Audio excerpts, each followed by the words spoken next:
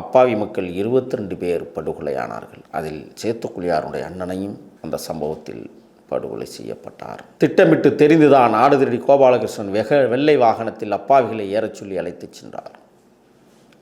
22 பேரை கொலை செய்வதற்கு காரணமாக இருந்தவர் ஆடுதிரடி கோபாலகிருஷ்ணன் என்று யாரும் அந்த காலகட்டத்தில் அதிகார வர்க்கம் பேசவில்லை. அப்பாவி மக்கள் 22 பேரும் பலியானார்கள். 6 காவல்துறை அதிகாரிகள் அதில் அடங்குவர்.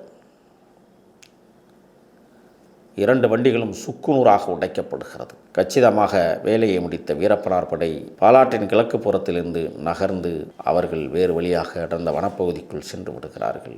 குற்றியுரும் குலையுருமாக கிடந்த கோபாலகிருஷ்ணன் கதறுகிறார். பக்கத்தில் கிளமண்டும் பலத்த காயத்துடன் அடிபட்டு கிடக்கிறார். எண்ணற்றவர்கள் உயிருக்கு போராடி கொண்டிருக்கிறார்கள். வீரப்பனாரை பிடித்து விட்டுத்தான் நான் திருமணம் செய்து கொள்வேன் என்று சபதம் எடுத்த ஆடுதிரடி கோபாலகிருஷ்ணன் வீரப்பனார் வைத்த கண்ணி வெடியில் அவருடைய அங்க உறுப்புகள் அனைத்தும் அருந்து தொங்கியது.